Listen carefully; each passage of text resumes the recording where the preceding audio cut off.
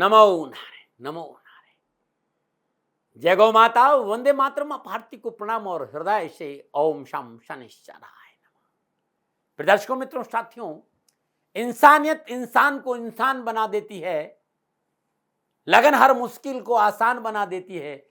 लोग यूं ही नहीं जाते मंदिर पूजा करने में, आस्था ही पत्थर को परमेश्वर बना देती है। ओम नमो नारायण। श्राद्ध सनातन संस्कृति का अद्भुत पर्व है। श्राद्ध में ये 8 गलती भूल कर नहीं करे, पितृ होंगे नाराज। और श्राद्ध पक्ष में पानी का ये घड़ा बदले का आपका भाग्य है। मित्रों, साथियों, ये बड़ा उपयोगी वीडियो है और आपको लाभ जरूर देगा। इस वीडियो में बहुत सी चीजें मैं आपको बताऊंगा। 17 सितंबर 2024 से लेकर 2 अक्टूबर 2024 तक श्राद्ध पक्ष है, जब सूर्य देव कन्या राशि में प्रवेश करते हैं तब पितृपक्ष पड़ता है। ध्यान रखिए, पितृपक्ष हमारा पितरों का पक्ष है। इस बार 17 सितंबर 2024 से लेकर 2 अक्टूबर 2024 तक पितृपक्ष है। इससे पहले वीडियो मैंने बनाया था, उसमें मैंने आपको जानकारी दी कि किस तारीख को कौन सा श्राद्ध है और कैसे पूजा करे, क्या करे, वो सारी चर्चा मैंने दिया। ये भारत की अद्भुत परंपरा साथियों, और मैं राष्ट्र के लोगों से निवेदन करूंगा कि तथाकथित पाश्चात्य सभ्यता के आसपास मत आइए। हमारी सभ्यता अपने आप में बड़ी अद्भुत है। भारत सनातन संस्कृति का पुंज है, और यदि हम अपनी सनातन संस्कृति के आसपास रहते हैं तो हमारा जीवन सदा खुशियों से भरा रहेगा। मुगल काल की घटना साथियों, शाहजहां को उनके पुत्र औरंगजेब ने कैद कर लिया। जब औरंगजेब ने शाहजहां को कैद कर लिया, उन्हें भूखा और प्यासा रखने लगा। एक दिन औरंगजेब शाहजहां से मिलने गया तो शाहजहां से मिलने गया। शाहजहां ने धिक्कारते हुए उससे कहा कि तूने जीते जी मेरे मुंह से निवाला छीन दिया, तू मुझे भूखा रख रहा है, तू मुझे प्यासा रखा है। धन्य तो है हिंदू संस्कृति, जहां पुत्र माता पिता के मरने के बाद भी उनके नाम से, उनकी मृत्यु तिथि पर लोगों को भोजन कराते। ये व्यवस्था है, ये है भारतीय सनातन संस्कृति। साथियों, आजकल तथाकथित ज्यादा, अब मैं तो कभी ऐसा बोलता नहीं हूं, लेकिन भारतीय सनातन संस्कृति पे वाद विवाद नहीं होना चाहिए, कि भारतीय सनातन संस्कृति एक जीवन शैली है। भारतीय हिंदू संस्कृति जीवन जीने की कला है, जहां अद्भुत रिश्तों का वटवृक्ष है। मत दीजिए पाश्चात्य शब्दों पर ध्यान, वहां रिश्तों के नाम पर ओल्ड एज होम है। ये ओल्ड एज की होम की परंपरा भारत में नहीं पनपे, ये प्रयास हमको करना चाहिए। वहां अधिकार नहीं है पिता पुत्र को डांटने पर तुरंत पुलिस आती है, इस बात का भी ध्यान रखिएगा। साथियों और मित्रों, भारतीय सनातन संस्कृति पुनर्जन्म में विश्वास रखती है, और इस पर शोध है, नकारा नहीं जा सकता है। और इस विषय पे मैं बोलूंगा तो वीडियो बहुत लंबा हो जाएगा। मैं श्राद्ध पे बात करना चाहता हूं। श्राद्ध यानी श्रद्धा का प्रतीक। श्रद्धा यत् क्रियते तत् श्राद्ध, जो श्रद्धा से किया जाता वो श्राद्ध है। आज कुछ महत्वपूर्ण बातें मैं आपसे करना चाहता हूं, ये जो बहुत जरूरी है। जब भी आप श्राद्ध का भोजन तैयार करें तो बर्तन लोहे का नहीं होना चाहिए, इस बात पर ध्यान रखिएगा। यदि घर का चूल्हा सभी भाइयों का अलग अलग है तो सभी भाइयों को अलग अलग श्राद्ध करना पड़ेगा, इस बात का ध्यान रखें। अब महत्वपूर्ण तथ्य पे आ रहा हूं। भागवत पुराण, गरुड़ पुराण, पद्म पुराण, अग्नि पुराण, इसमें महत्वपूर्ण उल्लेख आया है कि श्राद्ध पक्ष में जिस तिथि को आप अपने पितरों का श्राद्ध मनाते हैं, उस तिथि को यदि आपने 2 चीजें भोजन में बना दी तो पितृ उस भोजन को कभी स्वीकार नहीं करेंगे। पितृ उस वस्तु का पान नहीं करेंगे, पितृ उस वस्तु का सेवन नहीं करेंगे। प्रसन्नता की बजाय पितृ आपसे अप्रसन्न हो जाएंगे। जो आप श्राद्ध का भोजन बनाते हैं, उस भोजन में 2 वस्तुओं का बनाना सख्त मना है। कुमड़ा यानी कद्दू, काशीफल, पेठे की सब्जी। पेठे की सब्जी यदि श्राद्ध पक्ष में भोजन में आप बनाकर रख देते हैं तो आपके पितर आपके से 7 घर दूर भाग जाते हैं, आपके घर में प्रवेश नहीं करेंगे। और अन्य दिनों भी खाना मना नहीं है, अन्य दिनों में आप खा सकते हैं। श्राद्ध में ये सब नहीं होना चाहिए, बाकी पेठा आप खा सकते हैं। श्राद्ध पक्ष में पेठे की सब्जी श्राद्ध के भोजन में नहीं होना चाहिए। और दूसरा है भैंस का दूध। पितरों के देवता अरियम्मा और यमराज का एक संवाद है। यमराज अरियम्मा से कहते हैं जब श्राद्ध पक्ष में पितर पृथ्वी पर जाएंगे, अपने परिवार में जाके अपना भाग ग्रहण करेंगे, तो इतनी सी बात मेरी मानना, जिस भैंसे पर मैं बैठता हूं, अगर किसी कुल की माता का जो श्राद्ध भोजन बना रही है, यदि वो श्राद्ध के भोजन भैंस का दूध का प्रयोग करती है तो उसे कष्ट भोगना पड़ेगा। इसलिए पितरों पर यह निर्देश दिया जाता है कि मृत्यु लोक में जाए लेकिन भैंस के दूध से बनी कोई भी वस्तु का पान नहीं करे, क्योंकि श्राद्ध पक्ष में दूध की खीर बनती है। उस दिन वो दूध की खीर गोमाता के दूध से बने, जो भारतीय नस्ल की गाय है, जो देसी गाय है, उसके दूध से बने। और यदि आप गोमाता का दूध नहीं मिलता है तो मिठाई के रूप में मूंग दाल का हलवा, सीरा, खोपरे का पराग, बेसन की चक्की बनाकर श्राद्ध पक्ष में भोजन पर रख दे, उतना ही लाभ मिलेगा, लेकिन भैंस के दूध की खीर नहीं बनाइएगा। महत्वपूर्ण बात एक और बता रहा हूं, जब भी आप श्राद्ध पक्ष में पूजन करें मृत्यु तिथि पर, तो इस बात का ध्यान रखें, भोजन तामसी नहीं होना चाहिए, लहसुन और प्याज का उपयोग नहीं करना चाहिए। जब भी आप ब्राह्मण देवताओं या जरूरतमंद व्यक्तियों को भोजन कराए, तो बार बार लोगों को यह नहीं पूछे कि भोजन अच्छा लगा, भोजन अच्छा बना। ऐसा बार बार पूछने से पितर आपसे नाराज हो जाएंगे और उस श्राद्ध का फल आपको नहीं मिलेगा। एक जरूरी बात और बता रहा हूं, श्राद्ध पक्ष में जब भी आप ब्राह्मण को या गरीब व्यक्तियों को, जरूरतमंद लोगों को भोजन कराए, थाली के अंदर नमक और अचार नहीं रहे, उसे अलग कटोरी में रख दे। और इस बात का विशेष ध्यान कि नमक सेंधा होना चाहिए।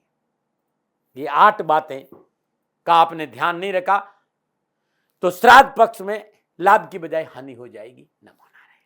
अब मैं आपको कुछ बहुत जरूरी चीजें बता रहा हूं। किसी ने भी आपसे कहा है कि आपको पितृदोष है, आपके पितर आपसे प्रसन्न नहीं है, और इस वजह से कैरियर, कारोबार, नौकरी, व्यवसाय, समाज, परिवार में आपको परेशानी आती है। एक अद्भुत उपाय बता रहा हूं साथी, इस उपाय का सहारा ले लेते हैं तो आपके घर में पितर प्रसन्न होंगे और पितृदोष से मुक्ति हो जाएगी। आज से ज्यादा पहले नहीं, 20 से 25 साल पहले हर घर में परिंदा होता था, जहां घड़े में पानी रखा जाता पीने के लिए। अब तो आजकल आरओ ने ले लिया वो जगह। घर के सभी लोग उसी घड़े से पानी पी लेते और संध्या काल में वहां एक दीपक जलता था। आप लोगों को जानकारी है कि पानी रखने का ये स्थान किसका होता था? ये स्थान पितरों का होता था। अगर हर रोज उसमें से 1 लोटा जल लेकर पीपल सींचा जाता था और वही जल गृहिणी घर के दहलीज पर छींटकर सुबह शाम दीपक जलाती थी, पितर प्रसन्न होते थे। करके देखिएगा, आपके घर में सुख शांति आएगी। परिंदा स्थापित करिए, उसी में से पीपल पे जल चढ़ाइए, उसी में से भगवान शिव पे जल चढ़ाइए और वही जल लेकर घर के मुख्य दरवाजे में छींटकर घी का दीपक हर रोज सुबह और शाम कर दीजिएगा। घर में खुशहाली आएगी और जीवन खुशियों से भरा रहेगा। किसी ने कहा कि पितृदोष है और पितृदोष होने के कारण आपको नौकरी में परेशानी आ रही, आपके घर में अशांति, आपके घर से रोग नहीं जा रहा है, कारोबार में आपका घाटा रहा है, संतान को सफलता नहीं मिलती, कर्जे में डूबे रहा है, तो 17 सितंबर से लेकर 2 अक्टूबर तक ये उपाय आप कर लेना। आपके घर के उत्तर दिशा में मिट्टी का घड़ा पानी से भरकर रख दीजिएगा। ध्यान रखिएगा शुचिता का, घड़े में झूठा बर्तन नहीं डालना। हर रोज सुबह सूर्य उदय से पूर्व और सूर्यास्त के समय सरसों का तेल का दीपक वहां अवश्य जलाए और चंदन की धूप जलाए। हर रोज सुबह उसमें 1 लोटा जल और श्वेत पुष्प, चावल, दूध और काले तिल डालकर सुबह 11 बजे से दोपहर 12:40 बीच में मृत्युंजय मंत्र का जाप करे, गायत्री मंत्र का जाप करे, पीपल की वृक्ष की 11 परिक्रमा करे, पितृदेवता भ्यो नमः इस मंत्र का जाप करे, जल पीपल के पेड़ में अर्पित कर दीजिएगा। लगातार 16 दिन घड़े का जल प्रातःकाल सूर्य उदय के समय अपने मुख्य द्वार पर जरूर छींटे। लगातार 16 दिन, पूर्णिमा से लेकर अमावस्या तक घर के मुख्य द्वार सुबह शाम जल का सिंचन करे। हर रोज रात्रि 9 बजे के आसपास मुख्य द्वार के दक्षिण दिशा के आटे का दीपक बनाकर सरसों का तेल डाले, उसमें 4 बत्ती कलावे की डालकर प्रज्वलित करे, उसे दक्षिण दिशा की ओर जलाकर रख दे। ये लगातार श्राद्ध पक्ष में करके देखिएगा, लाभ मिलेगा, पितर प्रसन्न होंगे, जीवन खुशियों से भर जाएगा।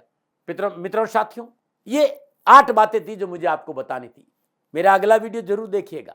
पितृदोष किस कारण से होता है, जन्म कुंडली में कौन सा ग्रह पीड़ित होता है जब पितृदोष होता है, पितृदोष से लक्षण क्या है, यदि पितृदोष है सटीक उपाय क्या है जो कभी खाली नहीं जाए। मेरा अगला वीडियो देखना मैं नहीं भूलने का। और मैं पुनः कहता हूं ये मेरा अनुभव है, मेरा आकलन है, मैं आपके सामने राष्ट्रहित में अपने विचार रख रहा हूं। मानो न मानो ये आपकी मर्जी है, हाँ, लेकिन ये है बड़े अद्भुत उपाय, इनको करिएगा, आपका जीवन खुशियों से भरा रहेगा। नमो नारायण, नमो नारायण। राजस्थान का हर व्यक्ति जानता है दाती महाराज गायों से बहुत प्यार करते हैं, बेटियों से बहुत प्यार करते हैं। हजारों सैकड़ों बेटियों के लिए, जीवन के लिए मैंने अपना संपूर्ण जीवन दिया है और ये मेरा शौक था, मेरी राष्ट्र की धरोहर थी और ये करना मेरा कर्तव्य और कर्म था। मैं आपको किसी वजह से नहीं सुना रहा हूं, बस खाली बता रहा हूं कि ये मेरा जीवन का लक्ष्य रहा है। मनुष्य हूं और मानव होने के नाते मेरा कर्तव्य है कि मैं अपनी राष्ट्र की सेवा करूं। मैं इस राष्ट्र का नागरिक हूं। 30 सालों से मैं बेटी बचाओ और गौ सेवा में अपना जीवन इस राष्ट्र के साथ लगाया है। वर्तमान परिस्थितियां आर्थिक दृष्टिकोण से मेरी अनुकूल नहीं है। धन नहीं मांग रहा हूं कि मुझे आप पैसे दीजिए, नहीं, पहले भी कभी नहीं मांगा और अब भी मैं नहीं कह रहा हूं। और ये मेरा अहंकार नहीं है, क्योंकि धन को लेकर मैं राष्ट्र के सामने कभी नहीं आया था। हमेशा मैंने एक आख साहब सेवा करी, आप, मैं भी सेवा करता हूं, आप भी सेवा करें। धन नहीं चाहिए, लेकिन वर्तमान में जो आर्थिक परिस्थिति है वो मेरे को ये कहने के लिए मजबूर कर रही है कि सन्निधान गौशाला की गायें दुखी नहीं रहे, इसके लिए मुझे आपका सहयोग चाहिए। और सहयोग के लिए मैं स्वयं आपके साथ खड़ा हूं, आपकी समस्याओं के समाधान के लिए। भाई, आप अपनी जन्म कुंडली का अवलोकन कराना चाहते हैं, आप अपनी जन्म कुंडली बनाना चाहते हैं, आपको बहुत सी चीजों की जानकारी चाहिए, तो मैं आपके साथ खड़ा रहूंगा, पूरे साल खड़ा रहूंगा, जब तक जीऊंगा तब तक खड़ा रहूंगा। नंबर आ रहा है, इन नंबरों पर संपर्क करिए, आप मेरे से बात करिए, लेकिन इसकी एवज में गायों के लिए चारे की व्यवस्था कर लीजिए। और इसीलिए मैंने कहा था कि भाई थोड़ा दिन इस समय मैं परेशानी में हूं और मेरी गायें चारों को लेकर थोड़ी सी परेशान हैं। ऐसा हृदय से आया, लोगों ने कहा कि राष्ट्र आपसे प्यार करता है दाती महाराज, एक बार निवेदन करिए।